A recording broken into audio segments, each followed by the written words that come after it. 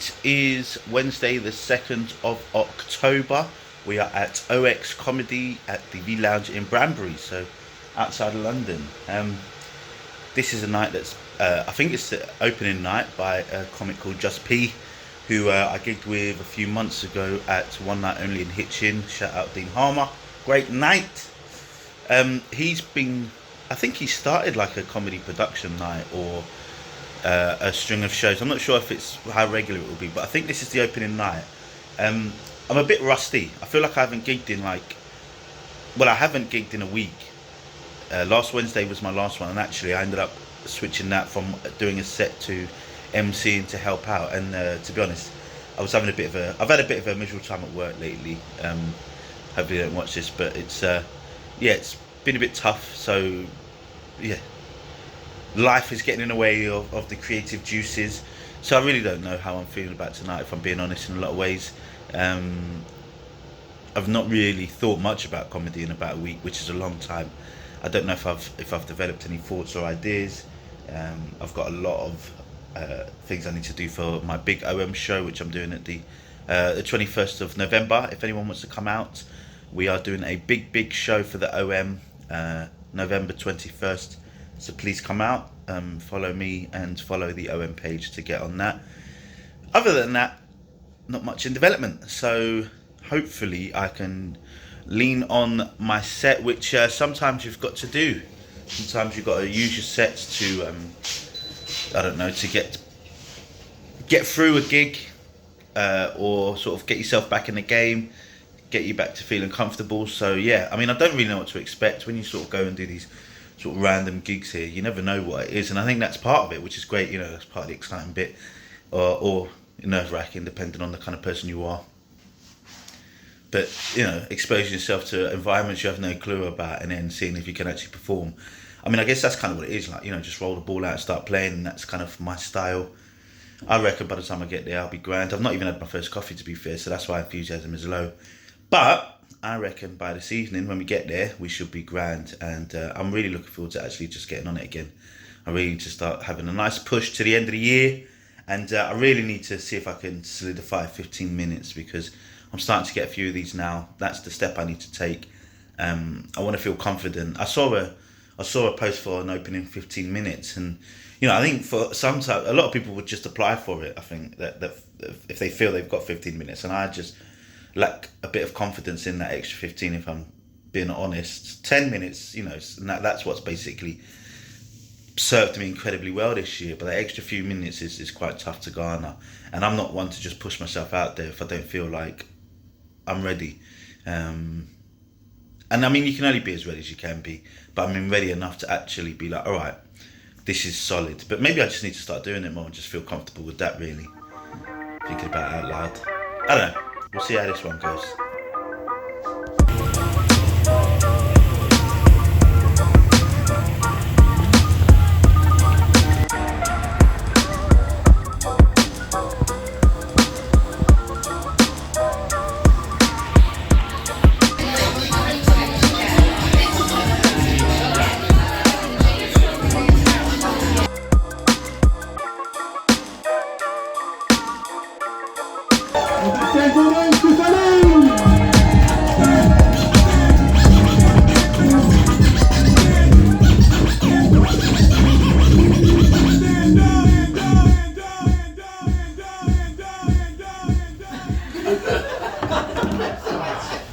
Where do you go from there? I know, I fucking better be good, eh? Fuck me, Jesus. But no, give it up for Just P, man. What a great guy. He's right, us black people don't get booked for gigs, and I wish I wasn't on this one. No, I'm joking. No, do you know what? You guys are absolutely lovely, actually. And because I'm from London, right? So you got to import the blacks, and you know, when you do stand-up comedy, right, you get to see all people like Tim Bigelow, my friend who opened up today. He was absolutely wonderful. I mean, give him you don't have to clap for me, shit. That's fine. I like you, Tim. That's fine.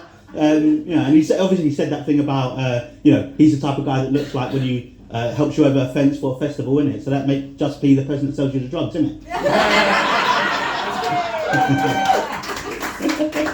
He is black. No, do you know, I love doing stand-up though, because like you get to meet loads of people, you get to go everywhere, but that's because like, for me as a stand-up comic, right, I don't really give a fuck, I'll gig anywhere, you know? Like, you just put a mic and a shit hole, I'm there, you know? So it's lovely to be in Banbury.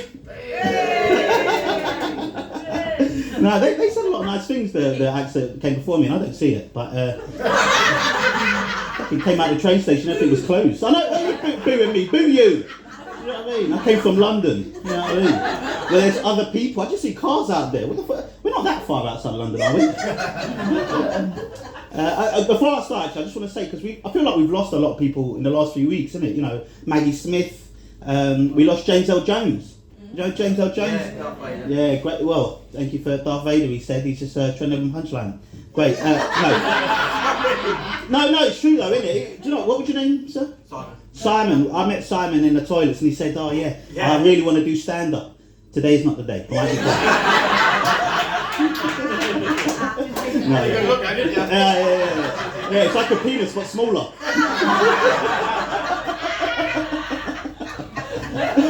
But no, James L. Jones, he was, no, I don't know if anyone else noticed in the room, but James L. Jones was the voice of Darth Vader in Star Wars, right? Yeah, we know. Yeah. Does anyone else know Star Wars? James L. You know, Jesus, it's like a school class in here. But I hate Star Wars, you know. I do, innit? It's not because I'm like cool or anything, that should just be patently obvious. But no, it's because basically, when you strip it back, right, Star Wars is about a young white kid and his estranged father, and they still made that man black. Fucking outrageous.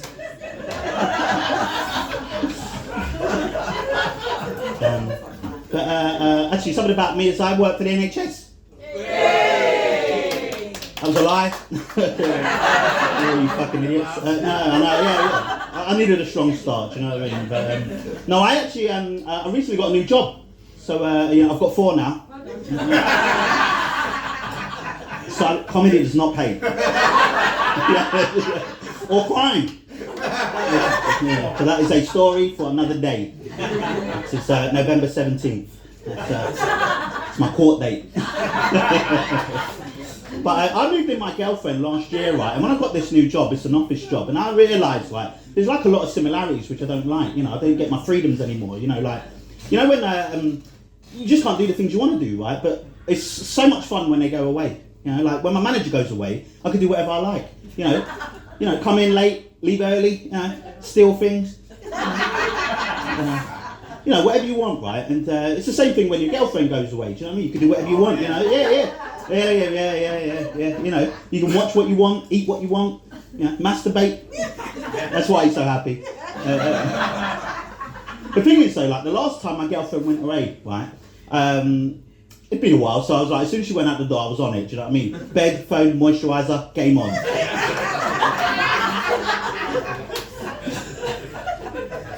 The thing is, like, she had forgotten her passport, so she came right back in.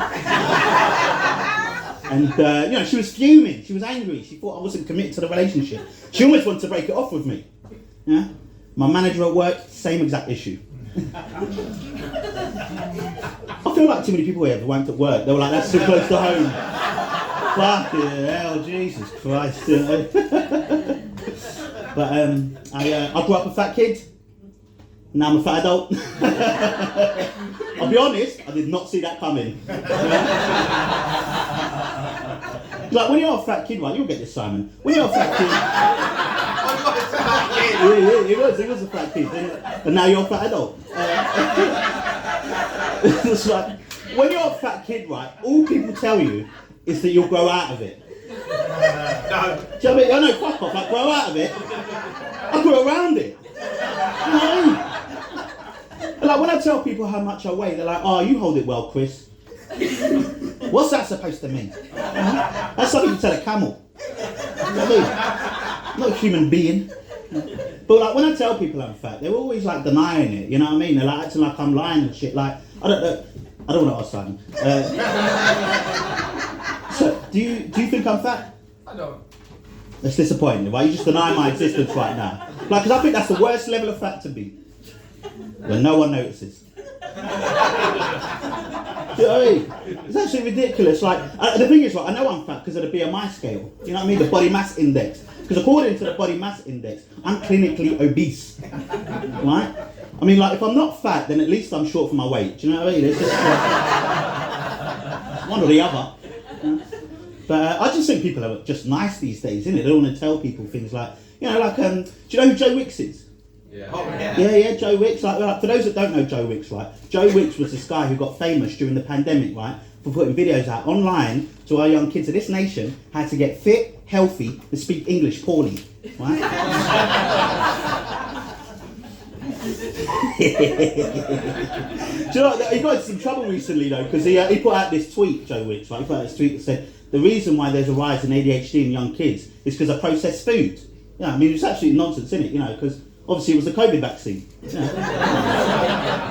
But, yeah, people, it wasn't like that when I was growing up. Like, you could be absolutely mean. Like, we had shows like You Are What You Eat. Do you remember that show? Yeah, fucking hey, what a show that was, isn't it? It was a show with someone called Gillian McKeith, who was this small little Scottish person who used to use pseudoscience and scare tactics into people being thin. Didn't she? You know, there was a scene in You Are What You Eat, right, where she took a family of 4 who overeat and she took them to a grave. And she said, if you carry on eating, you'll be in there. Which is extra threatening with a Scottish accent. You know? I don't believe that, but you know, I realised the best way to watch that show, right, is as an adult, is getting high and put it on mute. Yeah. It's true, isn't it? Because, you know, there's a scene where they put out all the food for the family for the week, trying to scare them. Do you know what I mean? If you put that on mute and you're high, I'm just looking at it being like, yes, that bitch could put at a feast. Do you know what I mean?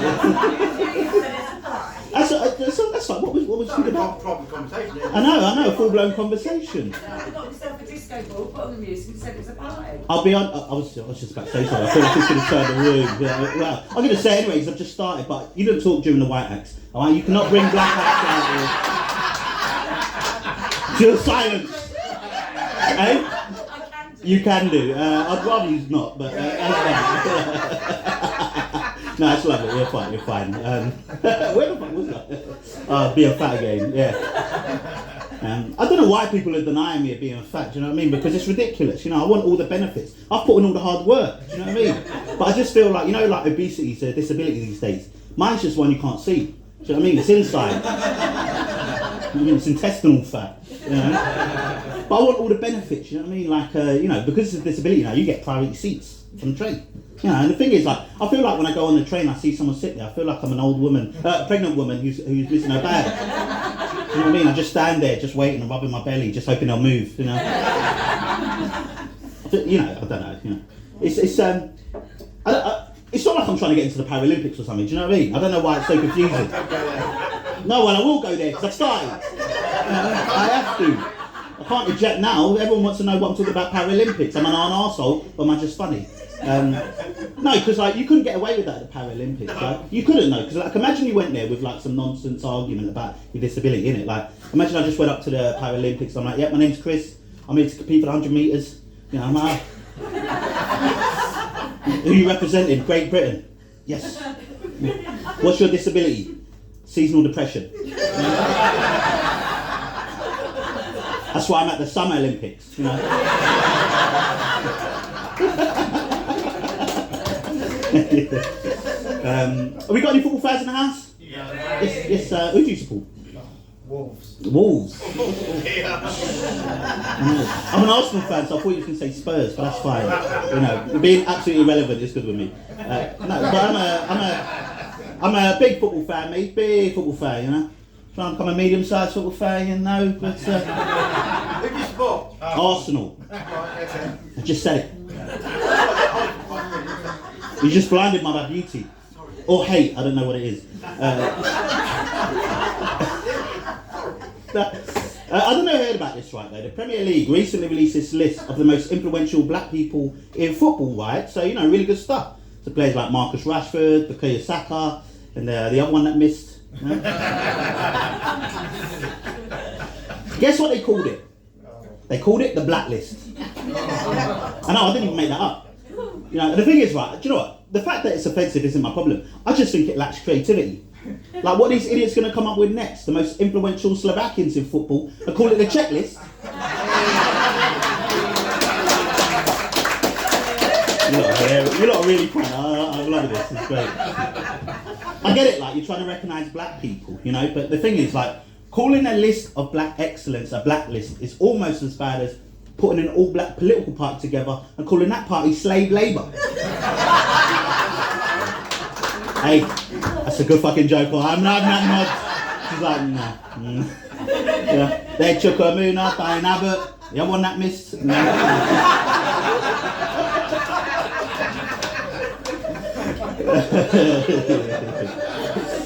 Do you know what? I started stand-up comedy just over 2.5 years ago, right? And you know, it's crazy to think because back then, you know, I actually had hope. But you know, it's been going alright. You know, it's been going pretty well. You know, I've been getting some good feedback here and there. Yeah. Obviously not here. No, but the thing is, right, people have been coming up to me after gigs and saying, "Chris, I really like your comedy, but it's just a bit too black." I know, like, the thing is, it's all about your own personal perspective, so what am I supposed to do? Joke like I'm a white person? I don't like skiing. What even is a quiche? I get bread in my house. You know what I mean? I remember the first time someone came up to me after a gig and told me my comedy was too black. I almost spat the fried chicken out my mouth.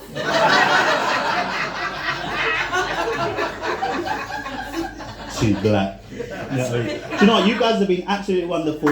I want to thank you and Just P for having me. You guys have been brilliant. Have a good night.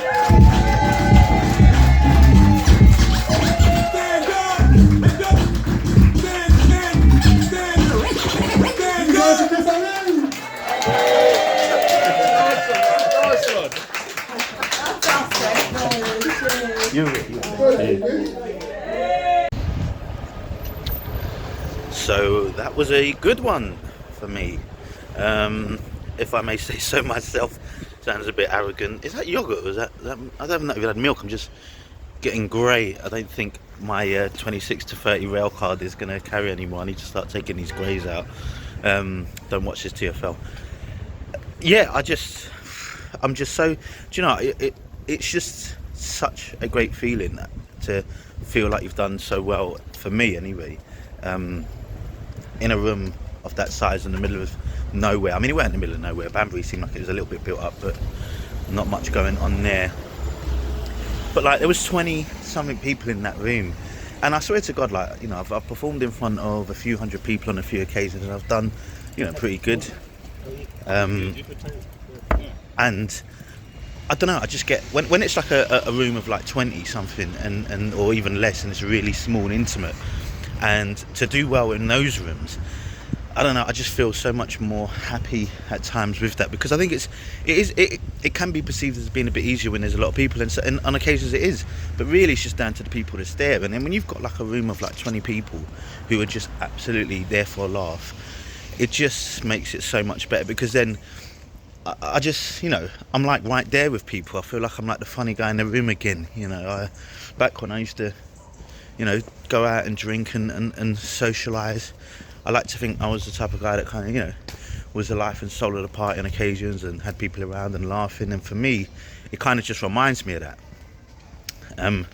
From a technical standpoint, I mean, they were quite a involved bunch on occasions, and one of the biggest takeaways for me is just being able to handle that in a way. I mean, at times maybe you're a little bit bothered here and there, and I think when you're growing and trying to get comfortable, it can be quite unnerving when people try to interact with you. And I think firstly, like, as a comic, you've got to be able to embrace that, because it's a live performance, and it can be a lot of uncertainties. And if you know, I get quite bamboozled, really, which is a strange word for me to use. I should have just swore, which is more my tone. I find it kind of fucked up. No. It's like a 4-year-old over there. Look. When comics get really pissed off, basically, when there's audience members talking or interacting. Now, I absolutely understand where there can be some frustration, but again, it's like there are no certainties when you're going out in there. The only real thing is you and hopefully a mic. I mean, sometimes there's not even a fucking working mic. So only certainty is you getting up there.